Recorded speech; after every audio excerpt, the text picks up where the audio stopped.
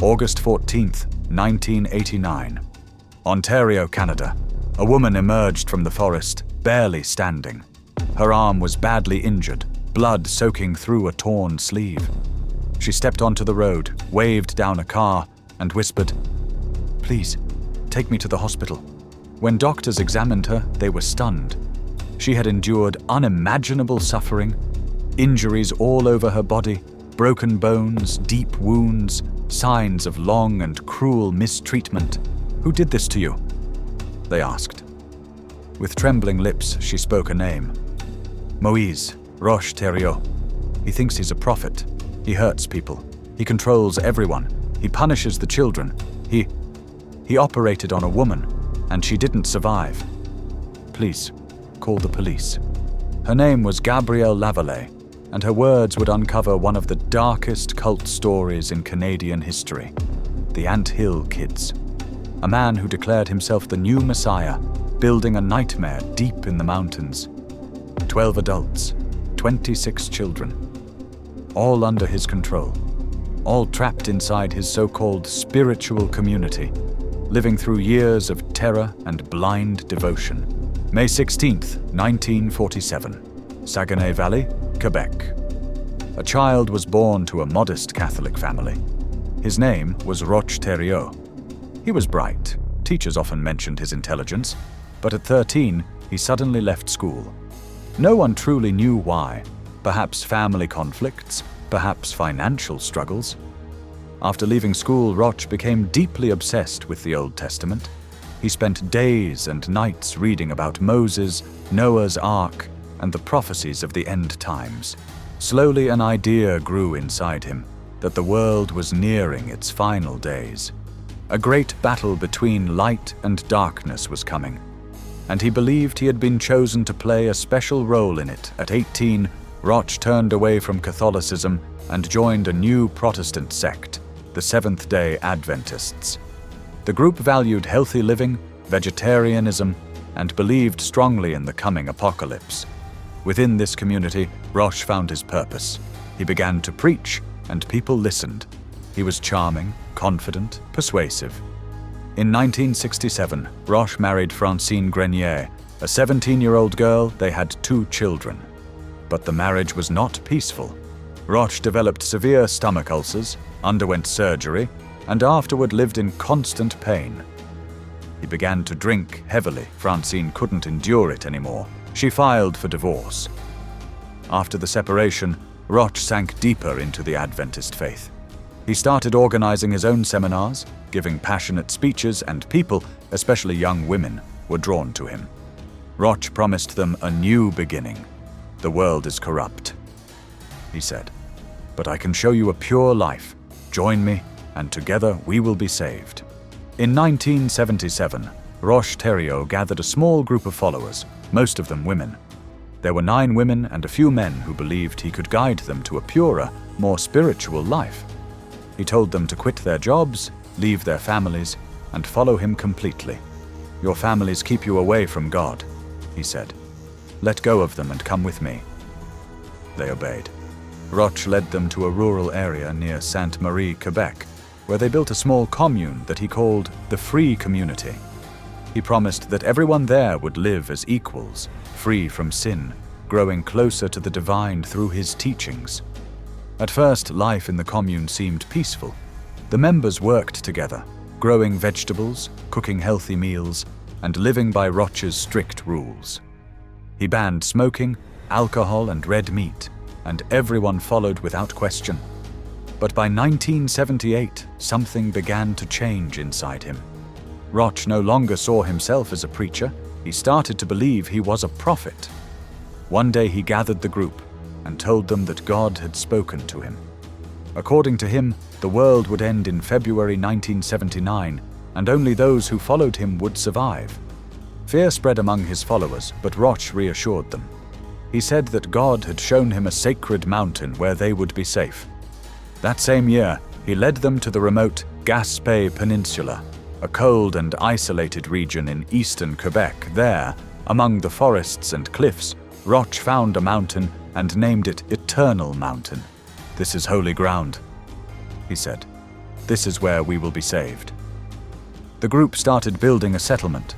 They cut down trees, made shelters, and planted gardens while Roch watched and gave orders. He didn't work, he only observed. One day he said, "You work like ants on a hill, we shall be called the Ant Hill Kids." From that moment, the name stuck, and Roch became something more in his own eyes. He no longer wanted to be called Roch. He called himself Moïse, the French name for Moses, because he believed he was leading his people to salvation. When February 1979 arrived, the group waited for the end of the world. But nothing happened. The skies were clear, the earth was calm, and life continued as before.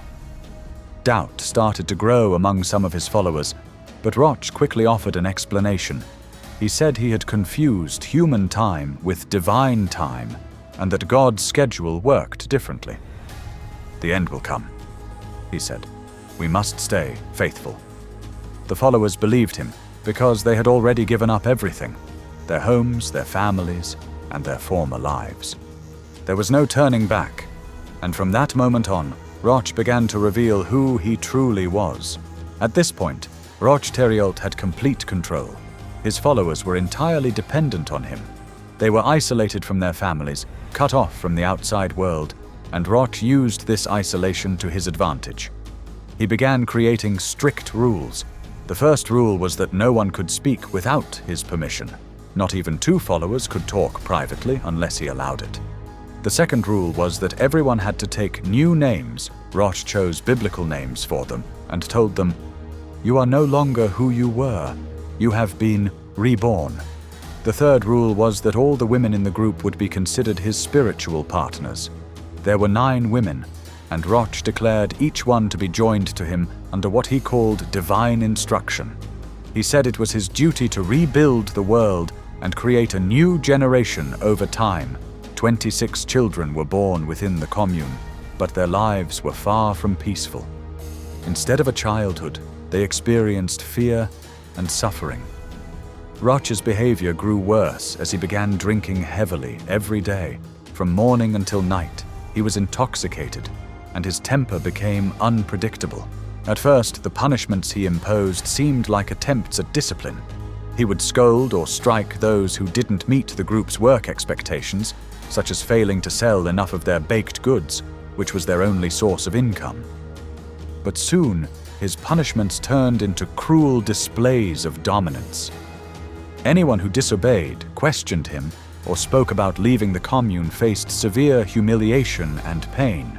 He made sure everyone understood that their lives, their words, and even their thoughts were completely under his command. Roch's punishments soon became unbearable. He would force his followers to endure intense pain, claiming it was a way to purify their souls. Sometimes he made them stand near open flames or heated stoves until their skin burned, while he watched without emotion. At other times, he ordered one follower to harm another, saying it was a test of obedience. Those who refused would face even harsher treatment themselves, so fear kept everyone silent. He often performed what he called loyalty tests, handing someone a tool and demanding they harm another member to prove their faith. Driven by terror and manipulation, they obeyed. Even the children were not spared from his cruelty. They were punished for crying, forced to watch others being hurt, or made to take part in acts they could not understand. The environment was one of constant fear and control. One child, a baby named Samuel Giguère, died after being left outside in the freezing cold because Roch said that divine power would protect him. But it didn't. The most horrifying event, however, came in 1989. A woman named Solange Boilard, 32 years old and one of Roch's long-term followers, began suffering from severe stomach pain. She had given birth to several of his children and worked as a teacher in the commune. When she became ill, Roch declared that he alone could heal her.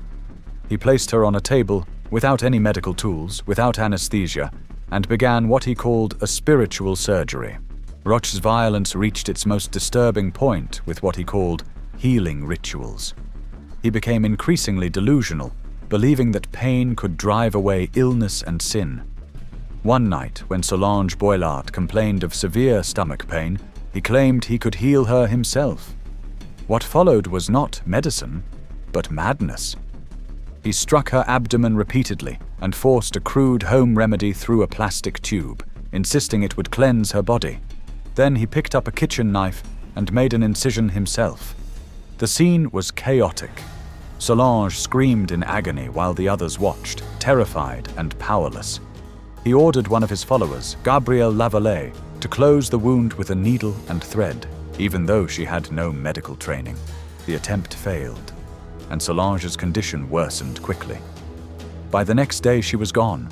Her body could no longer endure the pain and infection, but Roch's delusion deepened further.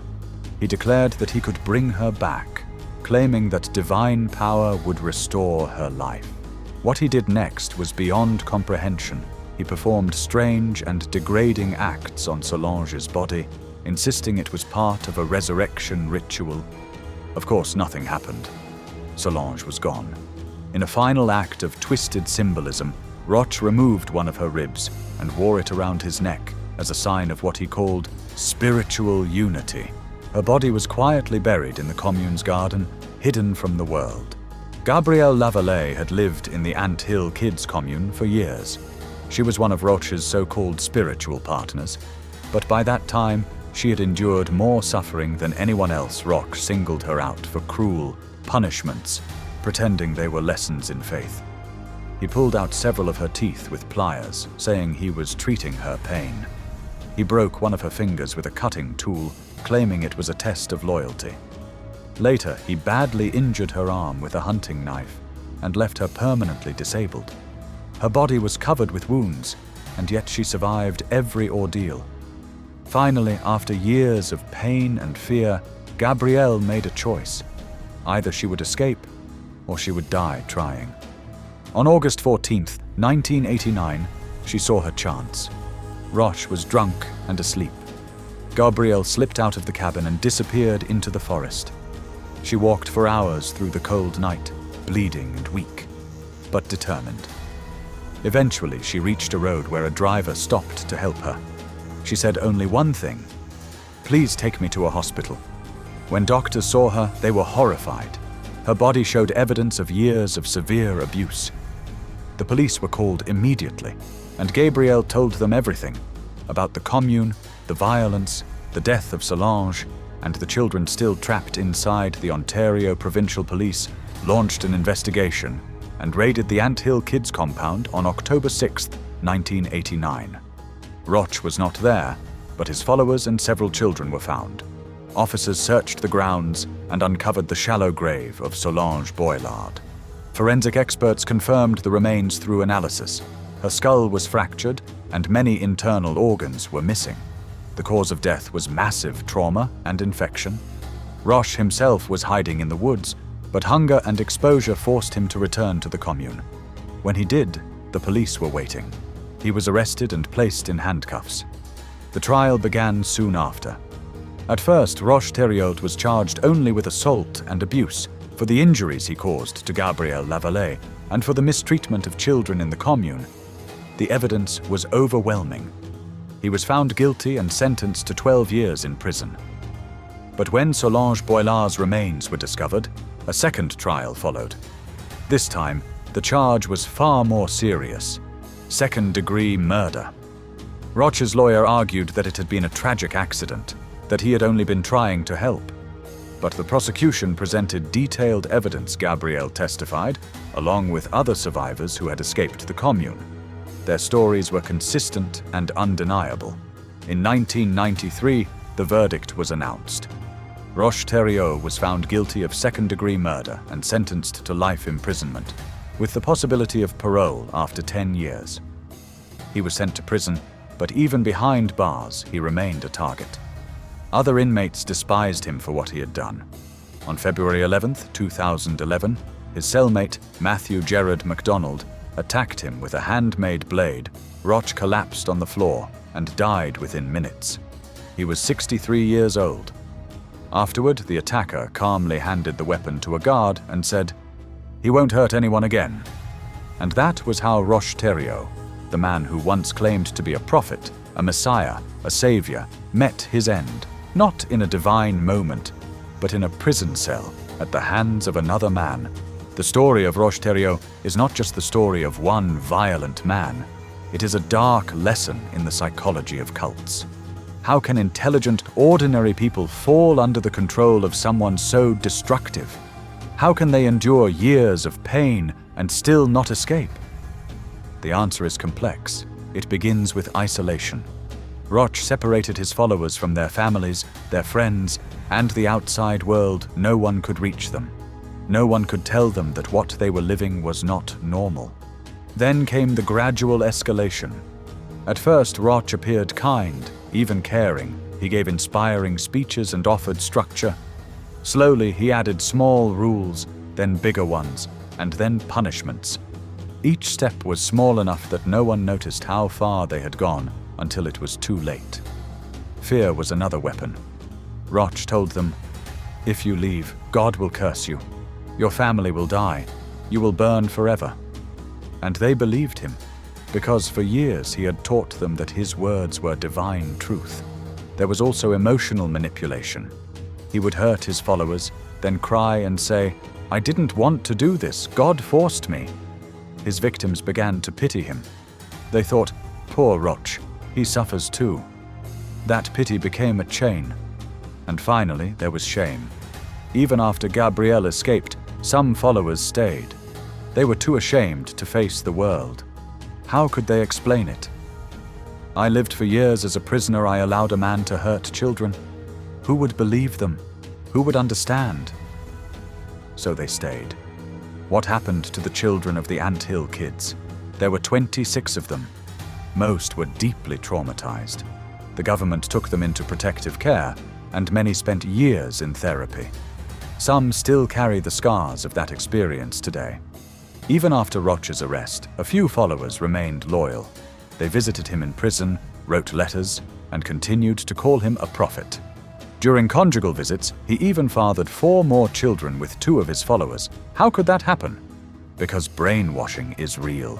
Because manipulation is powerful. And because some people would rather hold on to their beliefs than face the painful truth. When Roch was killed in 2011, some of his former followers mourned him, saying he was misunderstood. But most felt relief. They said, "It's finally over." The Anthill kids case remains one of the darkest cult tragedies in Canadian history, a story that should serve as a warning, because there will always be other figures like Roch under different names, in different places, using the same methods: isolate, intimidate, control, exploit. Roch Thériault saw himself as a savior, but in reality, he was a destroyer. He claimed to bring life, yet only brought death. He said he spoke for God, but his actions belonged to something far darker. And the lesson is simple. There are no miracles, no chosen ones, only manipulators who thrive on blind faith. To stop them, we must question everything. Always.